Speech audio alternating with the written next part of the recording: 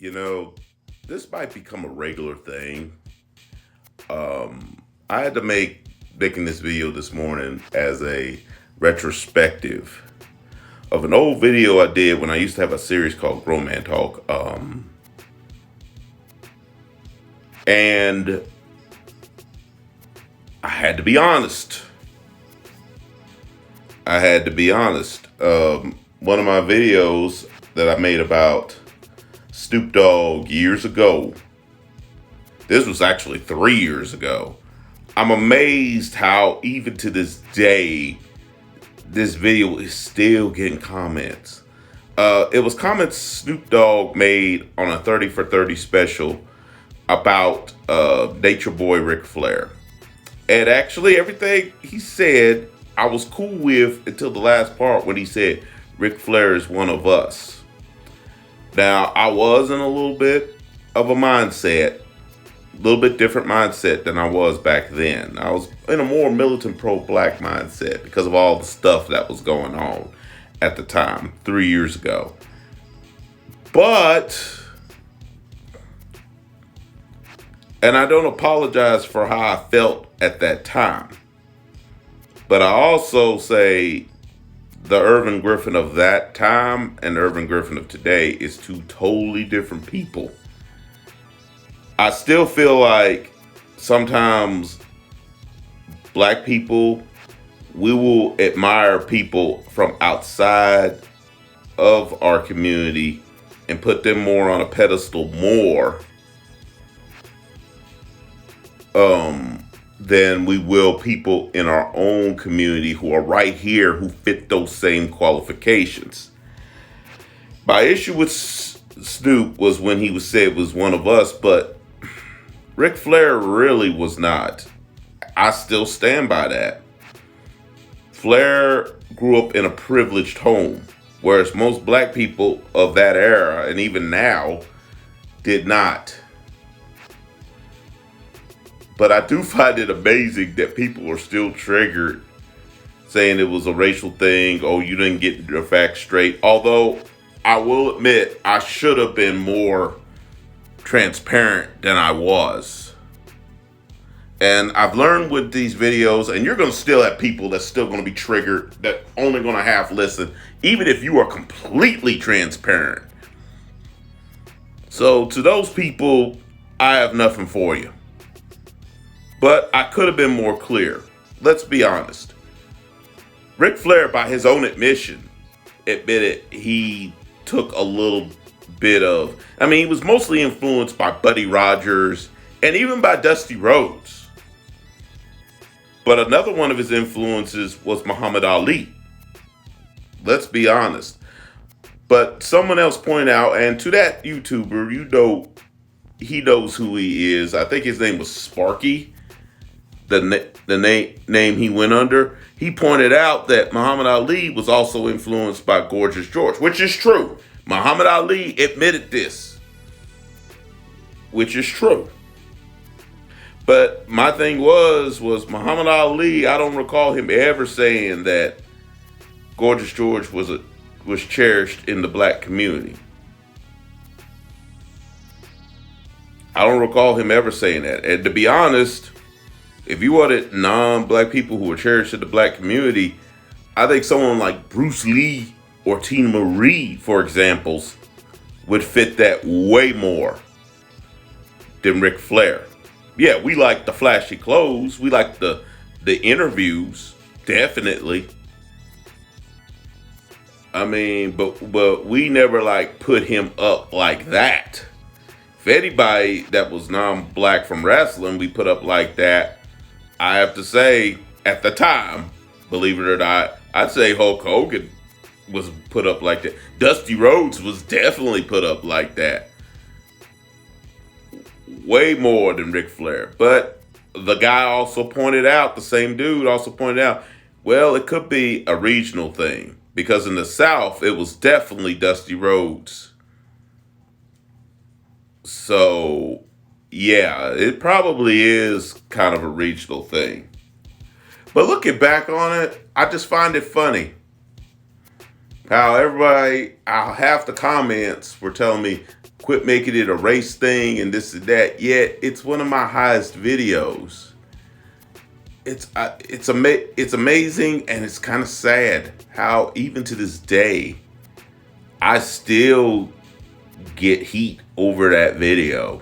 I mean, there's some that got what I was trying to say, but at the same time, there were those that are just so triggered. Just by that one line I said there at the beginning, said, I don't mean to make it a race thing. And I'm paraphrasing what I actually said. In fact, I'll leave the link in the comments section. I mean, about what I said in that video. I'll leave the link in the comment section because the video's still up. And you could just go listen to it. But I would only ask, listen to the whole thing before you make any comment. Don't go on your feelings. Don't go by what other people in the comment section said.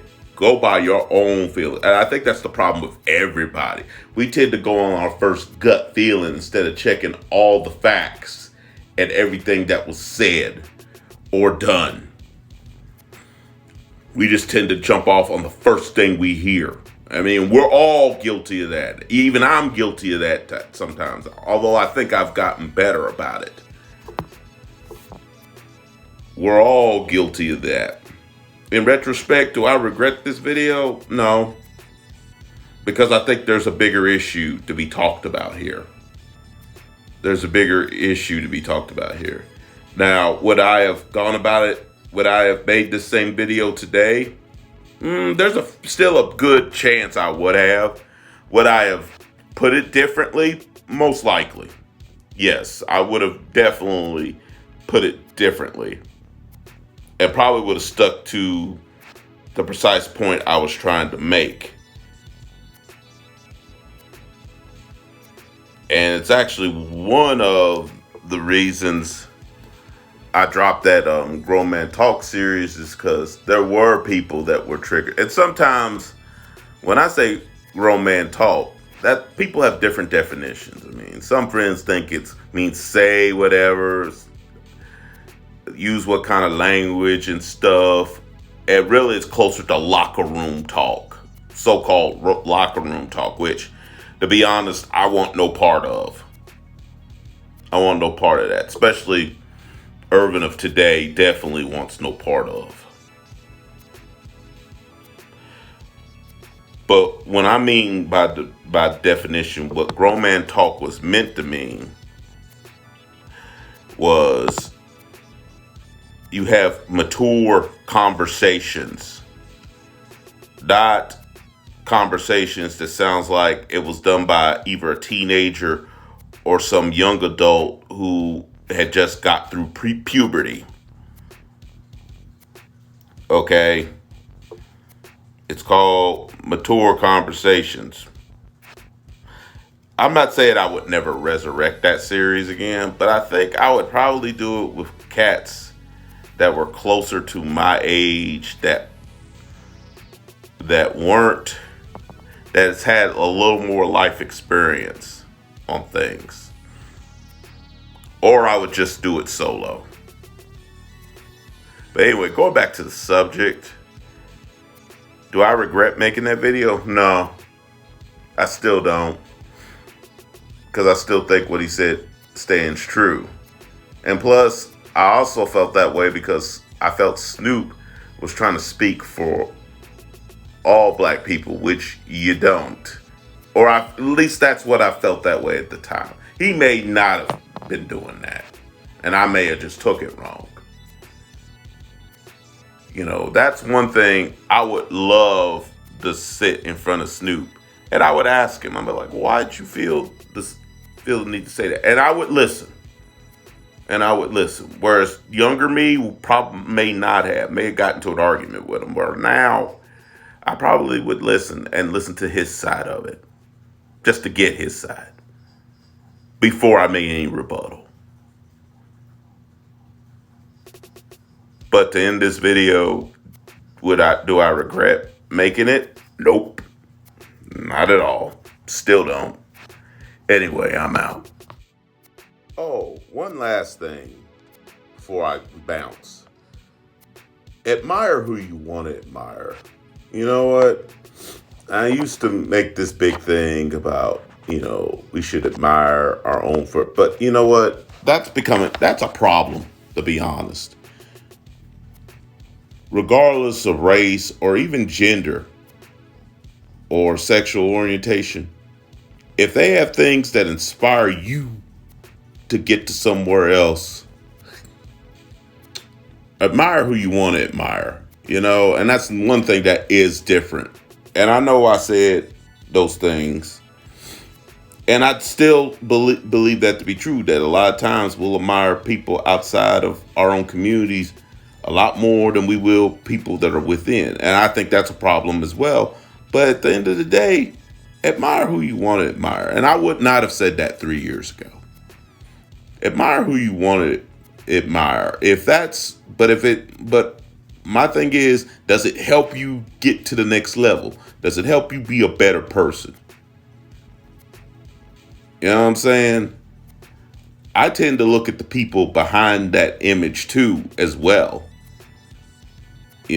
I take what's good about them, and because, even though there's a lot of black people I admire, there's a lot of non-black people that I also respect, that have also earned my respect through the years. So that's one thing I will part and leave with you. Now I'm out for real.